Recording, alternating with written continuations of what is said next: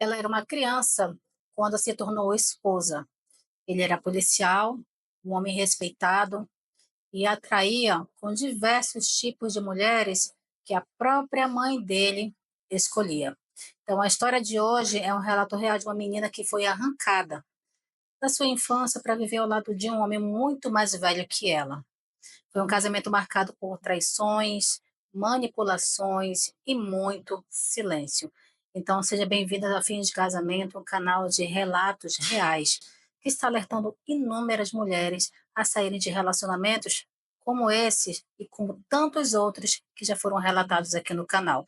E se você tem alguma história e quer contar para gente como foi o fim do seu casamento, se foi algo muito traumático e que vai servir de alerta para outras mulheres, preencha o formulário que está nos comentários. Eu tenho certeza que o seu relato pode salvar, sim, a vida de alguém. Então vamos lá para o relato de hoje.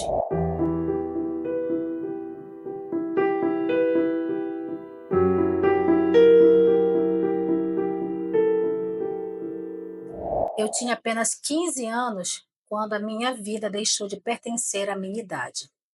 Em uma cidade pequena do interior, onde todo mundo sabe da vida dos outros, os cochichos de padarias são sempre muito afiados em qualquer julgamento. Eu me casei com um homem de 37 anos. Ele era policial, um homem respeitado, era considerado um bom partido para muitos, principalmente para a minha família. A minha mãe, ela via aquela união como uma saída da pobreza e uma promessa de uma certa proteção. E eu, menina ainda, recém-saída das brincadeiras ali de quintal, me vi vestindo um vestido branco que mais parecia um disfarce do que um símbolo de celebração. A cerimônia ela foi bem simples, mas cheia de olhares enviesados. Ninguém dizia, mas todo mundo sabia. Aquele casamento era um atalho perigoso e eu era a única que ainda não entendia o preço. No começo, como todo adolescente tentando sobreviver ao novo, eu me agarrei à ideia de que o amor viria com o tempo, porque ele era um homem educado, me levava para passear, e nas primeiras semanas parecia encantado com a minha juventude. Mas aos poucos os sinais começaram a surgir. Ele chegava à tarde, com aquele perfume doce demais para um turno de serviço. Eu fingia não ver, não por burrice, mas por medo, porque eu tinha medo de estar certa, medo de descobrir que o meu marido, aquele homem em quem a minha família confiava, usava a sua autoridade não só como policial, mas também como manipulador. E o pior de tudo, ele não estava sozinho naquela trama toda. Tinha a minha sogra, que logo percebi ser uma figura central na vida dele. Ela tinha um jeito que me arrepiava, sempre me observando, se metia em tudo, e ela parecia não gostar de mim. Na verdade, ela não gostava de nenhuma outra mulher que ousasse se aproximar dos filhos. Então, com o tempo, eu entendi que aquilo não era apenas um ciúme materno, era controle. Era ela quem escolhia as amantes dos próprios filhos. Ela incentivava as traições. E para ela, as noras eram passageiras, ameaças àquela dinastia toda que ela construía há anos com mão de ferro. E as palavras doces que ela diziam para a gente, né, para as noras, era ali, só pela superfície. O meu casamento, eu descobri depois que era mais um capítulo daquela novela de familiar doentia, onde eu era apenas uma figurante. A primeira grande traição veio com um golpe baixo e doméstico. Nós tivemos o nosso primeiro filho, ele ainda bem pequeno, eu senti que precisava trabalhar para ajudar nas contas de casa, porque ter uma criança em casa tinha muito custo e somente ele não estava dando conta. Então, para que nós não passássemos necessidades, eu tive que procurar um emprego e eu consegui. Só que o bebê não podia ficar sozinho. A minha sogra não queria cuidar. Ela queria cuidar da vida dela. E ela sempre me dizia: quem pariu Mateus, que o embale, né? E que dê o seu sustento a ele. Então, eu precisei trabalhar Só que ela deu uma ideia, para que ela não cuidasse e ele também não cuidava, eu tinha que contratar uma babá. E ela tinha uma pessoa perfeita para aquele cargo. Era uma jovem e é o que tudo indicava era de muita confiança. E como ela era já conhecida da família, eu resolvi aceitar a indicação para cuidar do meu filho. Mas enquanto eu me matava trabalhando, ela se aproximava do meu marido dentro da minha própria casa. As roupas dela, com o tempo, começaram a mudar e os sorrisos passaram a ser íntimos demais. E eu sentia que tinha alguma coisa muito errada ali. Até que eu vi os dois trocando olhares que nunca deveriam existir. Então, um dia eu voltei mais cedo do trabalho e encontrei os dois rindo ali na cozinha, mas rindo de um jeito que nunca acontecia quando eu estava presente. E eu não precisei de mais nada. Eu a expulsei na mesma hora, porque já estava tão explícito aquela situação que ela já estava se achando a dona da minha casa. Foi quando eu não aguentei. Eu gritei, chorei, eu implorei, porque o que eu mais queria saber é por que aquilo tudo estava acontecendo. E quando eu perguntava dele, ele não me falava nada. E era isso que mais me doía. O silêncio dele, a indiferença dele, me doía muito. Então, diante daquela situação, ele não me defendeu. E muito menos me pediu desculpas. Apenas disse: se você não aguenta, é melhor procurar outra vida. E ali, pela primeira vez, eu entendi que eu não tinha um lar. Havia apenas um terreno que ele dominava e onde eu era apenas uma visitante. Mesmo assim, eu resolvi permanecer, por medo, por amor ao meu filho, quando era muito pequeno, e por não saber para onde correr. Eu ainda era uma menina. Eu fui criada apenas para obedecer, silenciar e suportar. E por mais que meu instinto gritasse, minha razão ainda era moldada pelo medo e pelo costume. Então os meses foram se passando e era como se eu vivesse num campo minado. Cada passo, cada respiração era uma espera pelo próximo estouro. E ele sempre vinha. Se não fosse um bilhete escondido ali no bolso dele ou uma ligação desligada às pressas, era o sussurro de algum vizinho me dizendo: olha, viram o teu marido lá na outra cidade vizinha. Mas o que mais me devastava não era só ele, era ela, a mãe dele. A minha sogra, aquela mulher que parecia ter prazer em ver as minhas lágrimas. Sempre que discutíamos, era como se ela comemorasse internamente. E com o tempo, eu descobri a razão. Ela não queria noras, ela queria que os filhos fossem fiéis a ela e a mais ninguém. E para garantir isso, ela agia nos bastidores como uma verdadeira agente de todo aquele caos. Foi ela quem arrumou a amante seguinte. Na verdade, a sogra dela arrumou todas as amantes que os filhos tinham, não somente dessa senhora aqui, como dos outros filhos também. Ela fazia guerra. No relato anterior que nós conversamos, essa senhora, ela fazia guerra com todos os filhos. E essa senhora foi a única que permaneceu até o fim com o marido. Mesmo mediante as traições, ela ficou ali, permaneceu. Mas em relação aos outros filhos, as noras caíram fora, não aguentaram as traições, porque ela infernizava a vida de todo mundo. Né? E ela não parava até que as mulheres fossem embora, que os filhos se separassem. Agora, por quê? Nós não sabemos, né? Porque ela não queria que ninguém se metesse na vida dela, mas ela se metia na vida de todos os filhos e infernizava. A felicidade dela era fazer isso, esses pequenos infernos. Então foi ela que arrumou a amante seguinte, uma mulher do sítio da nossa família, né? E ali no trabalho dele, ele resolveu comprar um sítio e ele sempre ia aos finais de semana ou épocas de férias para lá. E a amante seguinte foi a mulher do caseiro. E ela era casada, né? Ambos eram casados. E mesmo assim, a minha sogra a apresentava como alguém de confiança e começou a aparecer com mais frequência para cuidar ali dos afazeres do sítio. até que ela se tornou uma presença constante, e foi aí que a armadilha foi montada. Sempre que havia alguma tarefa para resolver na cidade, ou uma consulta médica, ou uma compra específica, meu marido me mandava a mim e ao caseiro, e ele sempre dizia: Vocês resolvem tudo mais rápido." E eu, inocente, obediente, eu ia.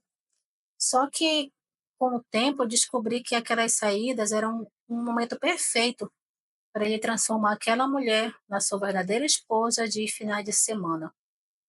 Enquanto eu suava ali na fila do posto de saúde com o nosso filho no colo, ele dormia com outra no nosso quarto, lá no sítio. E no fundo, eu sempre ficava com aquela desconfiança, mas eu já estava tão cansada das brigas, que eu preferia me fazer de cega. Mas sempre vem a descoberta, né? E ela nunca vem por acaso. Então, um dos empregados ali das fazendas mais próximas, e até alguns antigos que me conheciam já há algum tempo, me chamaram e disseram: Helena, a senhora precisa saber o que acontece quando a senhora sai para a cidade. E eles me contaram todos os detalhes, e aquilo ali, mesmo eu sabendo que tinha a verdade, me destruía aos poucos. Porque, querendo ou não, eu ainda tinha fé naquele casamento. Então, eles disseram para mim que viam os dois abraçados, que sempre estavam por ali juntos, agindo como se eles fossem um casal. E ele já não fazia questão de esconder de ninguém, nem quando eu não estava lá. E que a minha sogra, que ficava lá no sítio, ficava de olho em tudo, garantindo que ninguém incomodasse eles. E eu ouvi tudo aquilo calada, né? As minhas mãos começaram a tremer, e eu nem sei mais como eu reagia. Eu só lembro que olhei para o meu filho, que estava ali dormindo, e pensei: eu preciso proteger ele dessa loucura toda. Mas como proteger se eu mesma estava, se eu estou presa aqui? Foi quando eu confrontei o meu marido. Eu sempre confrontava ele. E mais uma vez, ele não negou. Apenas disse que o que eu não via não me machucava e que homem é assim mesmo. E a minha sogra reafirmava. Então, depois que eu fiquei muito nervosa, né, com toda aquela situação do confronto, ela veio lá e me ofereceu um chá. E disse que eu precisava aprender a ser mulher de verdade. Porque se eu não aprendesse a ser mulher, ou aceitar aquela situação, eu ia perder o meu marido. E aquilo ali foi o fundo do poço emocional para mim. Eu senti que estava vivendo num verdadeiro pesadelo, onde a traição era rotina. Eu era louca por querer fidelidade do meu marido. Mas eu ainda não conhecia o fundo real daquele poço. Ele estava prestes a me mostrar. Ainda vai vir coisa bem pior, traições muito piores. Então foi em meio a tantas traições e humilhações que começou um novo tipo de abuso. Um que não doía de imediato, mas que corroía minha sanidade pouco a pouco. Com a descoberta do novo caso dele, eu decidi vir embora para a cidade com ameaça de separação que eu não queria mais, que ele ficasse lá com as mulheres que ele queria e que eu ia cuidar da minha vida. Mas ele prezava muito por uma coisa: status de homem casado, por conta dele ser policial e querer uma mulher ali, né, sempre bem do lado dele. E ele resolveu vir atrás de mim. Então, viemos para a cidade e construímos uma casa e procuramos viver bem. Mesmo mediante todo aquele caos que já tinha acontecido, eu só queria viver bem, ter uma paz, né? Mas nem toda felicidade dura para sempre, né? Foi quando ele começou a trazer toda noite, religiosamente, um copo de leite quente para mim. Dizia que era para me acalmar, para que eu dormisse melhor. No começo, eu achei um gesto de carinho. Afinal, mesmo com todas as dores, eu ainda buscava alguma faísca de cuidado naquele casamento destruído. E ele era tão convincente, ele era tão amoroso, sempre com aquele tom calmo, paternal, como se estivesse cuidando de uma criança. E, de certa forma, ele estava, né? Afinal, eu ainda era uma menina tentando sobreviver ao casamento de adultos que mais parecia um campo de batalha.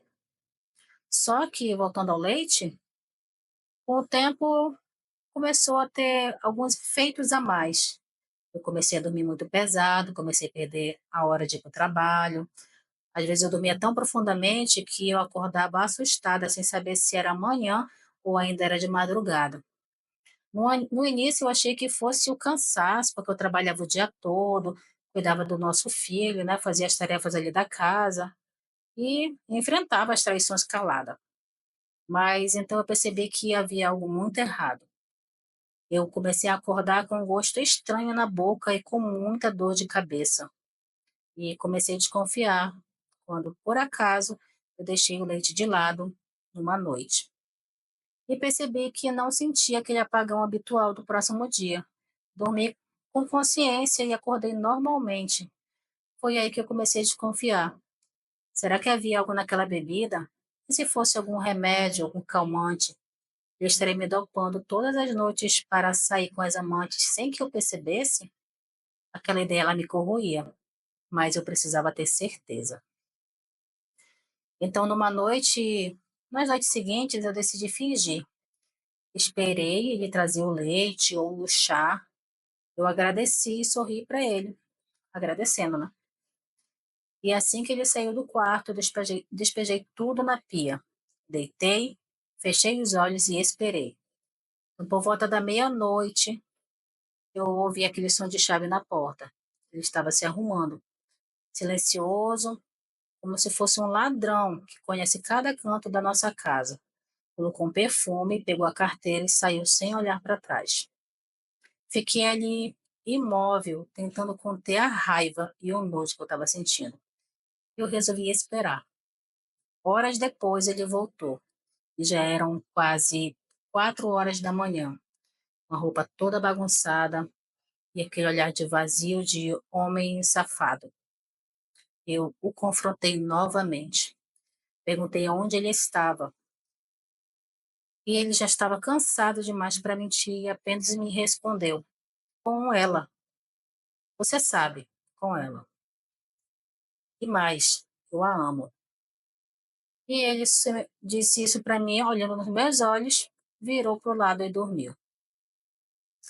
E eu ali com meu filho pequeno dormindo do outro lado, com a minha juventude roubada e os sentimentos triturados, apenas sentei no chão e chorei. Na época eu já tinha 18 anos, já era esposa, né, mãe, traída e drogada todas as noites para que meu marido pudesse viver a sua vida dupla com tranquilidade.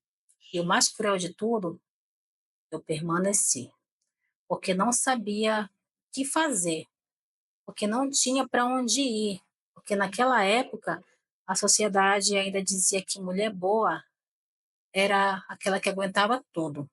E eu, com medo de ser chamada de fraca, continuei ali, silenciosamente sendo apagada noite após noite.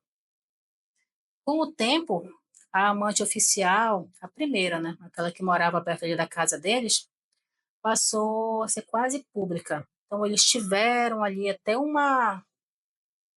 relacionamento a 3 ali, sabe. Ela não tinha o que fazer, ele não ia deixar ela, então ela acabou aceitando aquela amante. Ela fazia parte do dia a dia deles, ela ia para casa deles, e ficava assim. E a sogra apoiando aquele relacionamento ali trisal, né, que o povo fala, achando aquilo ali completamente normal. E eles viviam assim, a sogra sabendo de tudo, né. Até os amigos sabiam, e todos os vizinhos sabiam, todo mundo sabia. Mas ela mesmo sabendo, não queria mais viver naquela situação, né. E ela não aguentava mais ver os olhares, eu não aguentava mais ver os olhares dos vizinhos, porque cada olhar era como se fosse uma punhalada invisível em mim. Então, um certo dia, eles me chamaram para sair.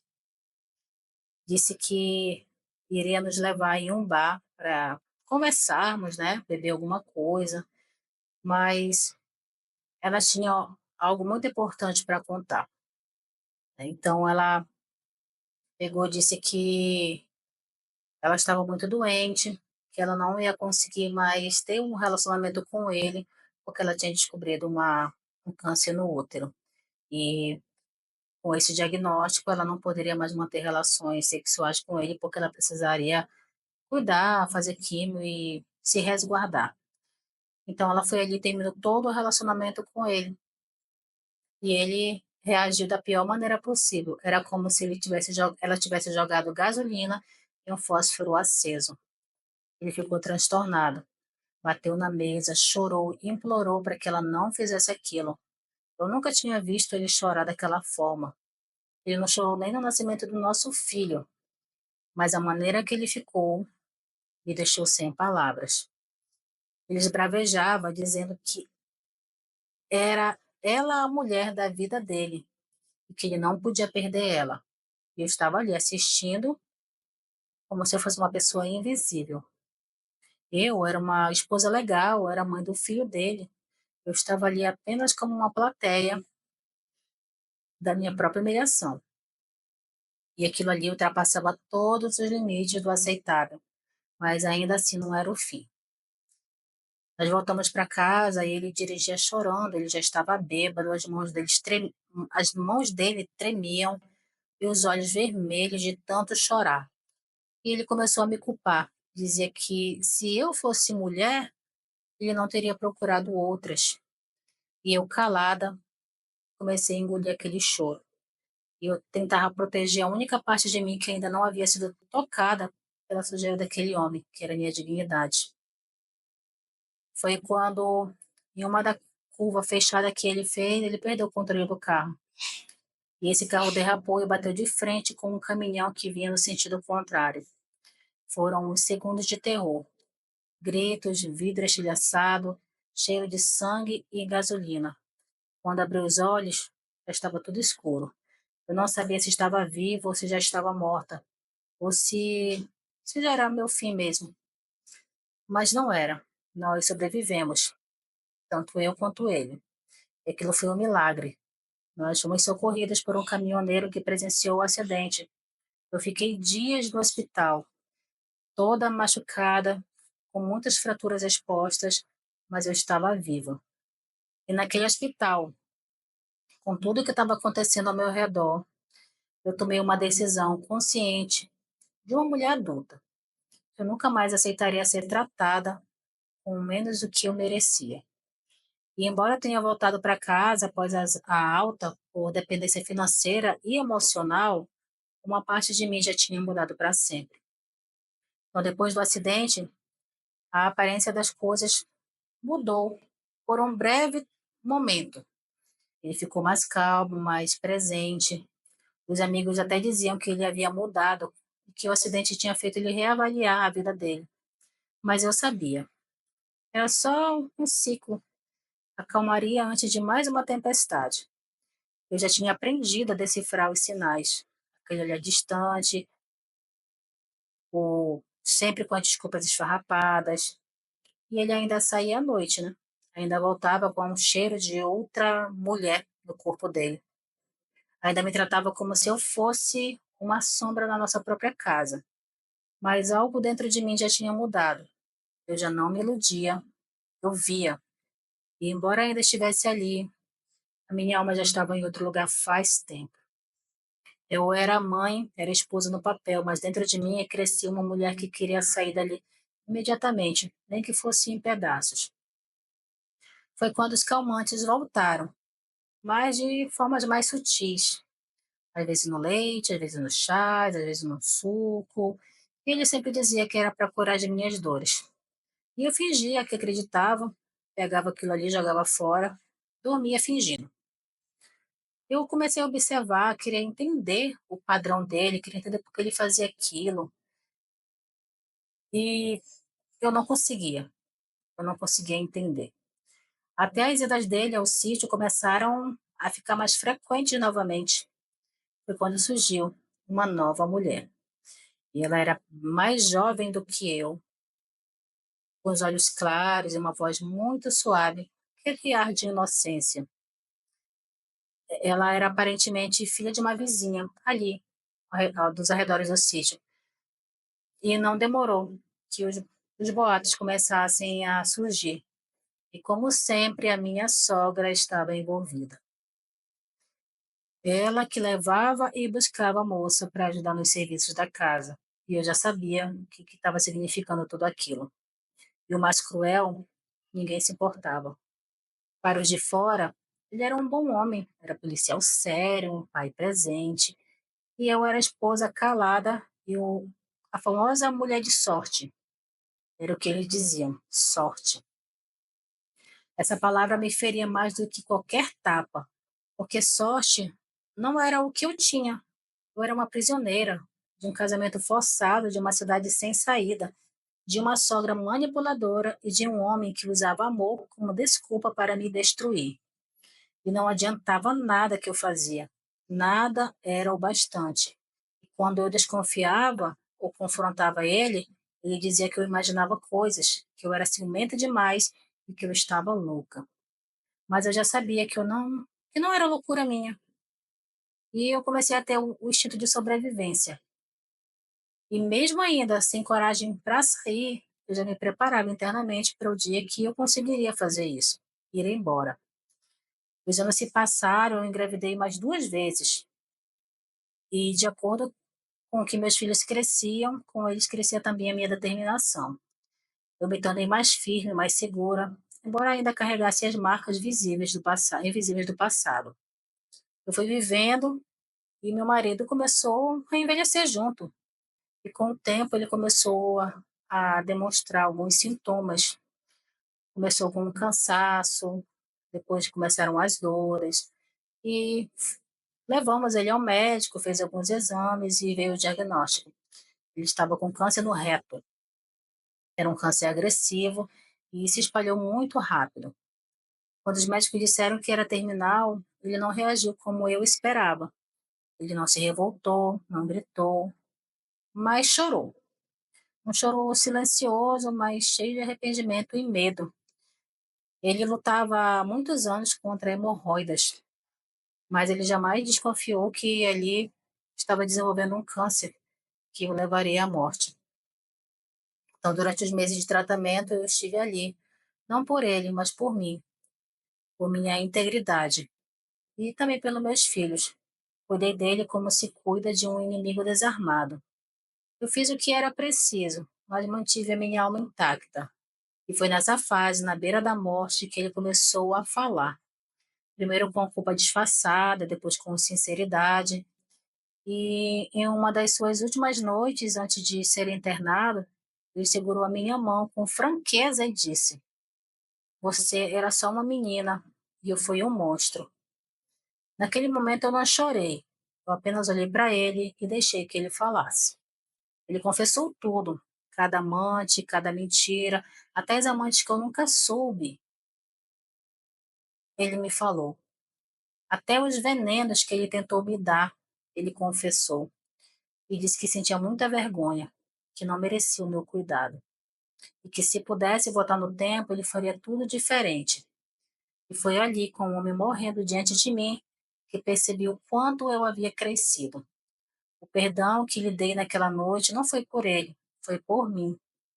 Eu precisava deixar aquela dor ir embora, para que ela não me acompanhasse o restante da minha vida. Eu simplesmente, depois que ele parou de falar, eu olhei nos olhos dele e disse, né, que eu tinha perdoado ele, mas que eu jamais iria esquecer todo o sofrimento que ele me fez. E ele morreu poucos dias depois, em casa, ele voltou para casa, foi tomar um banho, e quando ele voltou, já caiu desfalecido nos meus braços.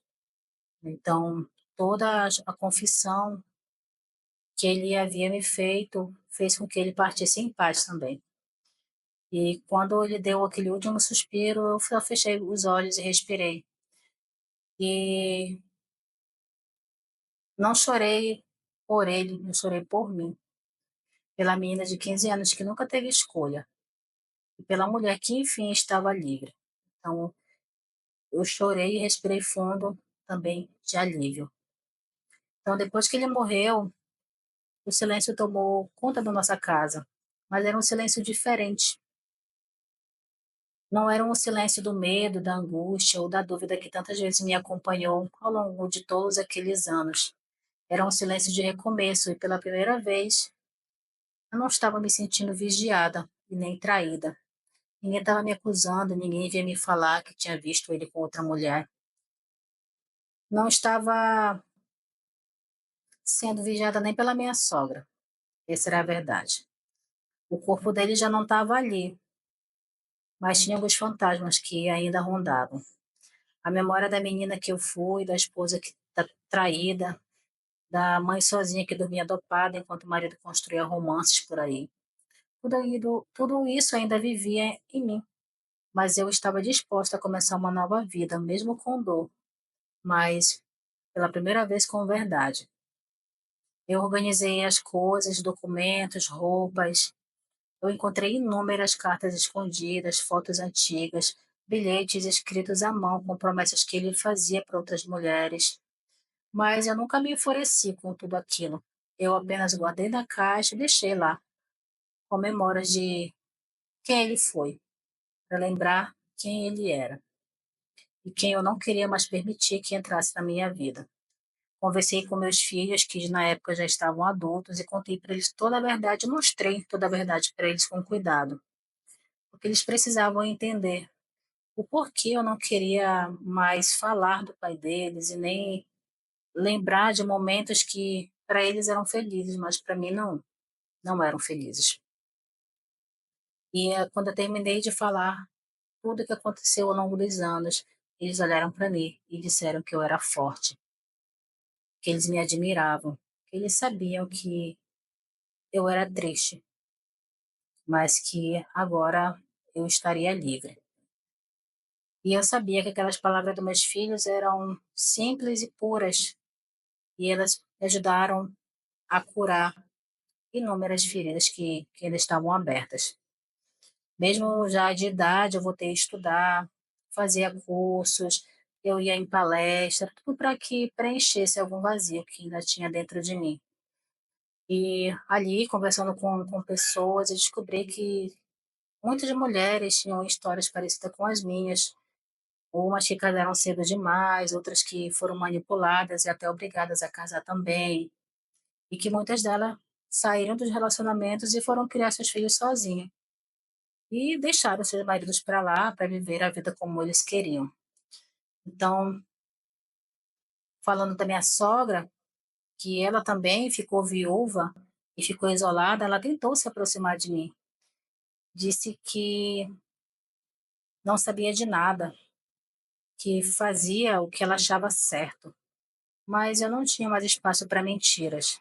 Eu respondi com respeito, mas sem acolhimento. Eu não queria mais aquela senhora perto de mim, porque ela só me fazia mal. Ela nunca me deu nenhum momento de felicidade, só de infelicidade. Algumas pessoas acharam que eu deveria perdoar ela também, mas perdão eu aprendi que não significa convivência. Eu podia seguir em paz sem permitir que a manipulação voltasse a rondar minha casa.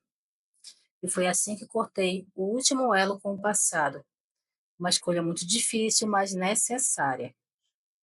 Hoje, quando eu me olho no espelho, eu vejo muitas marcas, rugas precoces, olheiras profundas, mas vejo olhos que carregam uma história muito forte.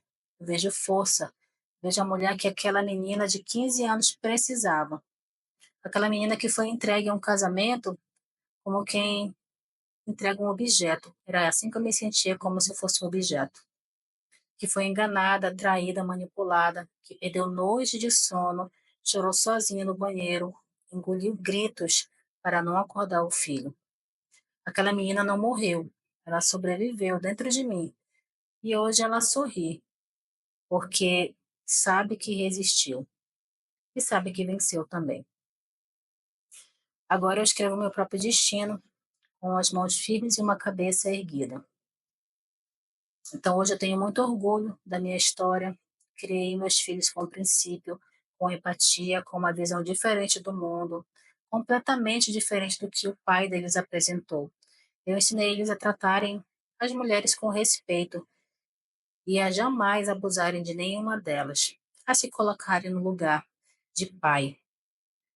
Eu ensinei eles a ser diferente e essa é a maior herança que eu vou poder deixar para eles, para que o ciclo nunca se repita. E se você que está me ouvindo esse relato ou se identifica com essa história, saiba que você não está sozinha. Você merece mais do que migalhas emocionais. Você merece ser ouvida, amada de verdade e respeitada. Não importa quanto tempo você tenha passado calada, ainda dá tempo de falar, ainda dá tempo de mudar, de recomeçar. Porque eu consegui recomeçar, então você também pode. Porque, no final, a minha história não é só sobre dor, é sobre resiliência, é sobre transformação, é sobre como uma menina invisível se tornou uma mulher impossível de silenciar. Então é isso, gente. Se vocês gostaram do relato de hoje, se inscrevam no canal, deixa um like, comenta e compartilha muito.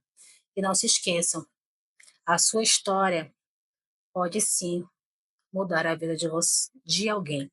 Então, assim como essa senhora falou no relato, não se cale, porque você ainda tem tempo. Bye bye, até o próximo relato.